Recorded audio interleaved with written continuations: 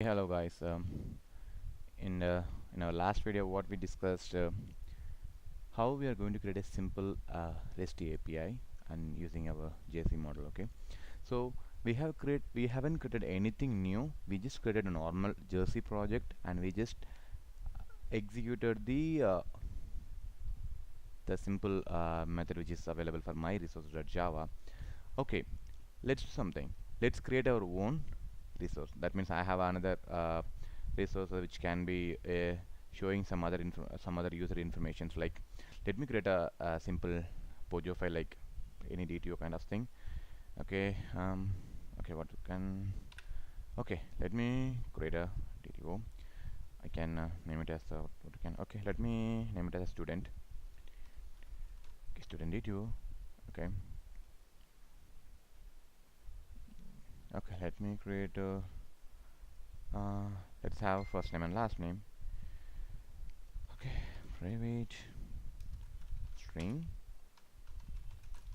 first name and last name, and we need to have a constructor and the getter status. Okay, create getter status and set all. So I want the getter status for both of the fields, and I need a constructor so I can easily assign the objects. Okay, okay, that's all. And okay, uh, let me override the default toString method so I can print the data. Okay, okay, cool. Okay, that's done. Okay, so let's open my resource. So if you want to create your new resources, the first thing which you need to note down, what is the path. There are multiple things which you need to remember. The first thing is path means which describes what is my resource name, because resource name is indicates which resource has to call. Okay, so that comes under path. And get method, it is again, it's an annotation. And produce. Okay, get is nothing but what kind of request, whether it is a get or it is a post. Okay, if you're aware of servlet, you might know what is get and what is post. And produce, what it exactly doing is, it is trying to tell the client what kind of content I'm going to produce. Like, I'm going to send us a text response, or I'm going to send us a example XML response, or you can send us a JSON response also. Okay, so that will be defined by the producer. Okay, let's create our own resource. Okay, I'm gonna create, okay, student resource, new class, and student resource. Okay, finish it.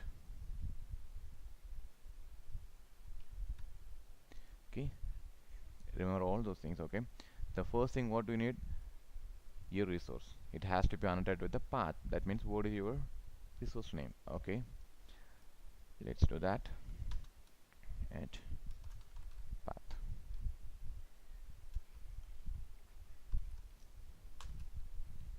Let import, let's call it as a student service.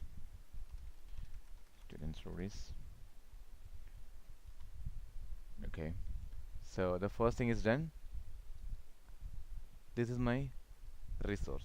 Then I will specify what is the method, I mean the request type, whether it is a post method or get method. So I'm going to define as a get method. Okay, give me a minute. Okay, let me create a method first, which will return the student DTO. Okay, so my method is public student get student. Okay, and so it's going to return student. So initially I'm just putting as a return null. Okay, so let me create a object for our student DTO. Student is equal to come on, my machine is a little bit slow, just give me a minute. Okay, student, so I had to provide the first name and last name.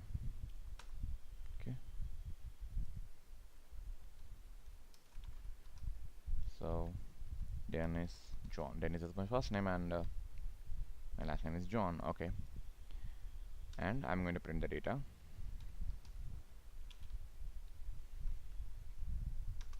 Okay, so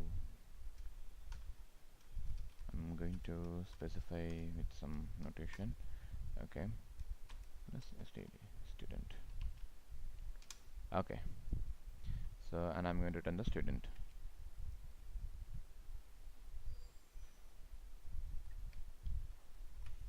Okay, done. Okay, so what else is missing? So I know student service is my path. That means that is my RESTAPI resource. So whoever is going to call my REST service, they are going to use the student service. Okay. So what else missing? So I just want to know what is the request type, whether I'm going to use a get method or post method. So since it's a simple example, I'm going to use get method.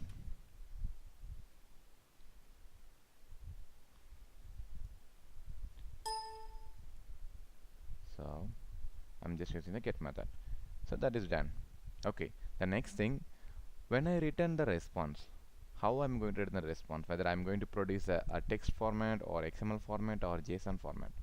Okay, so I'm going to make it simple, so I'm going to return as a XML format. Okay, so let's create a produce.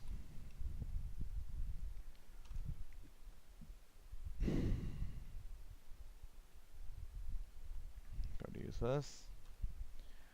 Okay, it comes from the service. Okay, so here let me specify what kind of data I'm going to return. Okay, so we have a different kind of constant values to specify what kind of data. So everything comes under media type. Media type dot application atom XML. Okay, so this is specified. Okay, this is my resource and this is my get method, and it produces the XML format. So this outcome is written as a XML format. Okay, so I think we are good here. Let's go ahead and run the application and let's see what happens. Okay, let me run this. Okay, okay, next. Okay, let's see what is happening. Okay, come on. Okay, server is running. Give me a few seconds.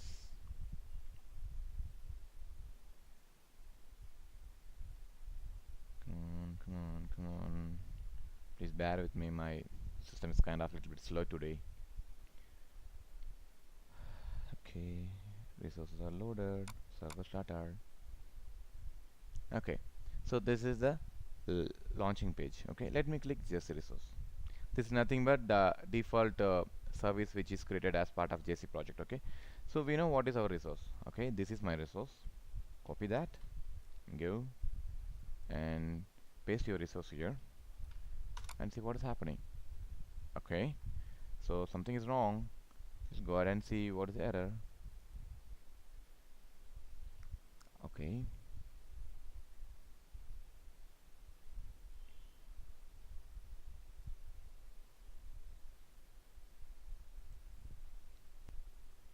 okay, so okay, let's see what else we missed. Okay, it is going to return XML format. XML will always expect what is my XML root element. Okay, so since we are going to return a D2 object, D2 doesn't know what is the XML and what is the root element and all.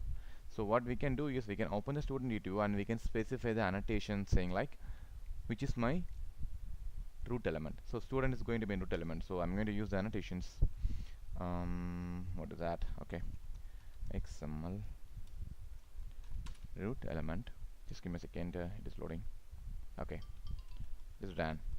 Okay, let me run it again. Let's copy this. Okay, I'm going to run again.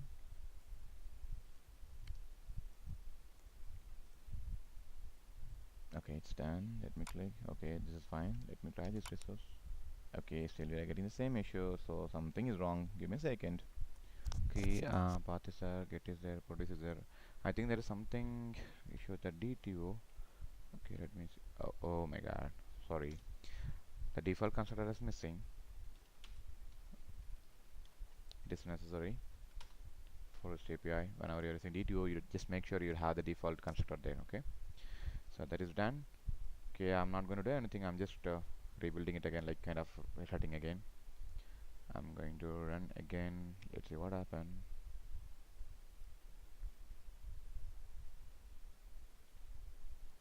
Okay, normal resource is working. Let me try to run our student resource.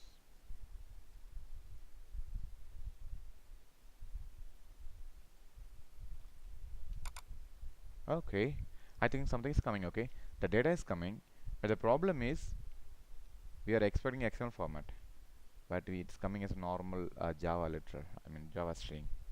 So what is wrong? It's nothing to do with this browser. Actually, this is the internal browser for Eclipse. So what you can do is just go to window. You need to use the external browser. Okay, and use Chrome. Okay, just close it and try to run it again. So when you're opening it now, it will run in a external browser, which is nothing but our Chrome browser.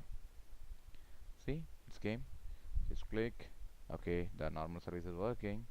Let me try the student resource. Cool. See, it is becoming a XML response now. Okay, just try your try it yourself and let me know if you have any issues, and please subscribe this channel. Thank you.